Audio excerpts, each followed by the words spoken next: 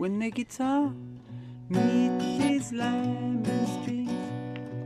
It's like a leaf blowing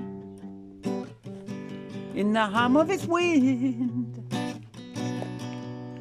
Sometimes it catches up in your face with the coolness of a shadow moving through space.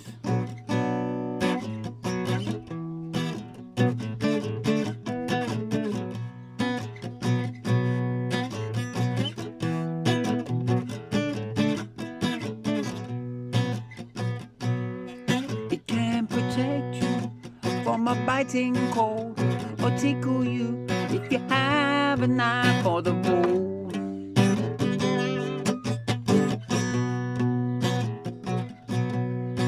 Tempting you to take up all your belongings, making you think of the lands beyond the kings.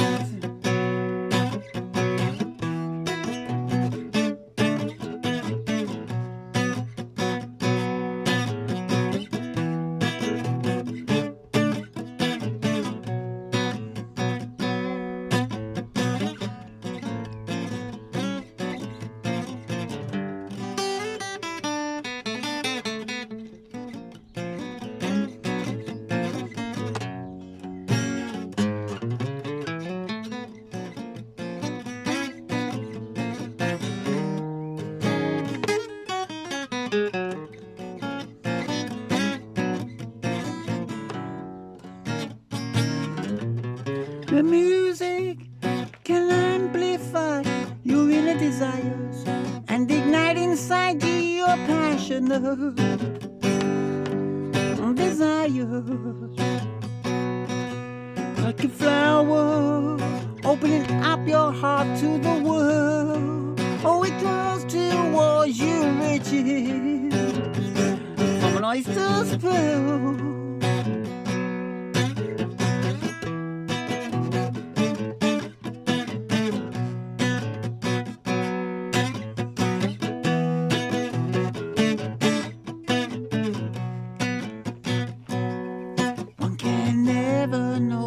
The bounty of Allah's will until you take the weight of your brother's hill.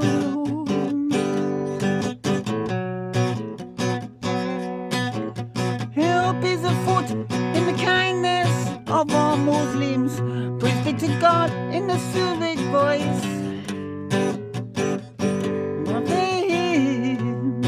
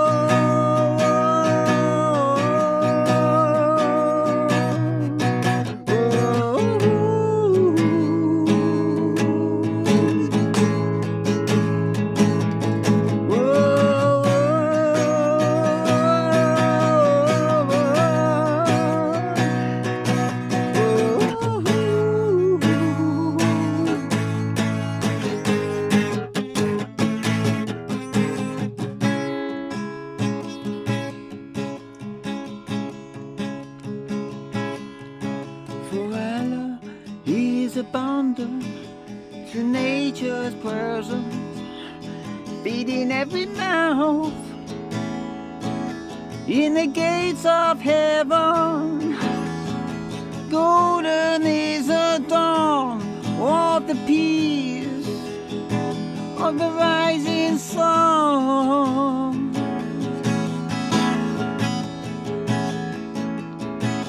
The stillness echoes raise to us, radiant golden.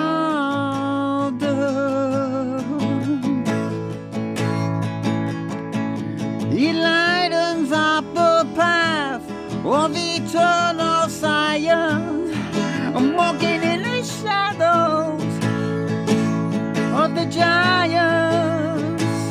Yeah, for one belief, one God, one religion shines on through.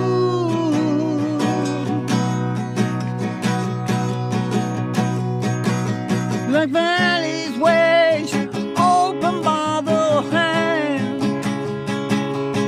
that leads to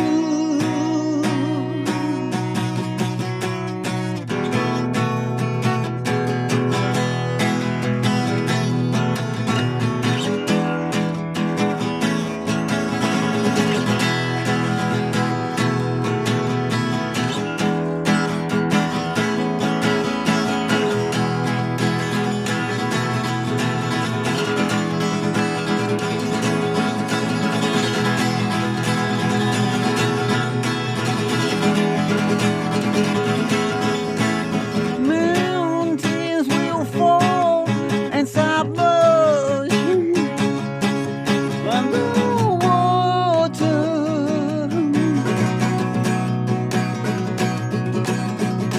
and only you will remain in the eyes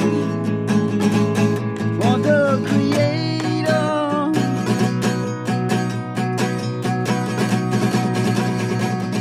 Ain't notice cast down on the way towards the one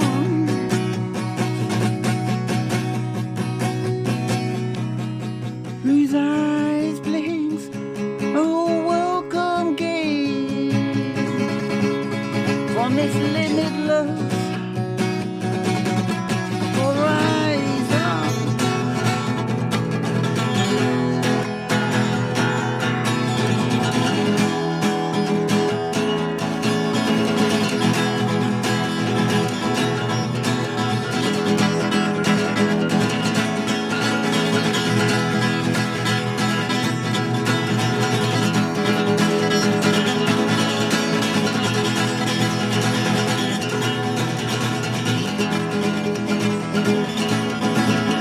For one breed, one God, one religion shines on through.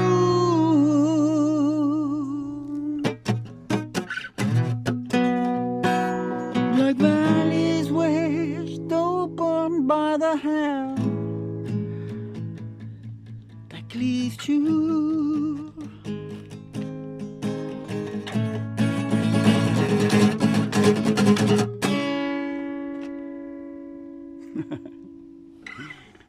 I'm trying to enjoy it. That was cool when the guitar meets Islam, and I wrote that. Turkey, I'm pretty sure it was. Because I was with a little boy and he wanted to play me on my guitar as I normally did. I gave it out to them. This was my big bicycle journey to Palestine, 2012. And it took me like 5 months to get there. Although I spent one extra month in Lebanon. But Turkey were like the most friendliest people. But when the kids come up to you, like they know the streets and they talk. If you upset any of them, you may find your bike disappears one day, So, so I used to let the kids just mess around, and they used to wreck my guitar sometimes. I mean, like what they did with those strings. And as if I'd never seen them before, So whilst he was doing that, I was writing the lyrics for this, and then I put the music to it afterwards. And so this was a journey which I did on this fantastic road bike, which I adapted, and it's nuts. It was a huge bike, and it was nicknamed by some Greek people. They call it the camel, and they were scared to get on it because when they got on it, there was so much weight on the front, on the front saddle, and on the front not saddlebags, the panniers, on the front panniers. There was so much weight that they didn't have the strength in their arms, and they were. You see, because you need to build up a particular type of muscle to be able to keep your handlebars steady if you've got all that weight on the front. And I was probably carrying 50, 60 kilo on that journey. It was a 6-month journey, and then triple panniers on, triple panniers on the back, and did that with a hammock and a guitar. You see, so I got to Lebanon, and then I got to almost to my final destination, because I was carrying 12 packets of seeds from the botanical gardens in Barcelona, and I was being sponsored by them. So I was going to all these different botanical gardens along the way, and when I got to Lebanon, I knew I was like 150, 200 kilometers away from my last stop, which was Amman, and they were sending me texts, Godspeed and everything else, you know, because I was almost there, and I was really looking forward to giving them the last packet of seeds that I had.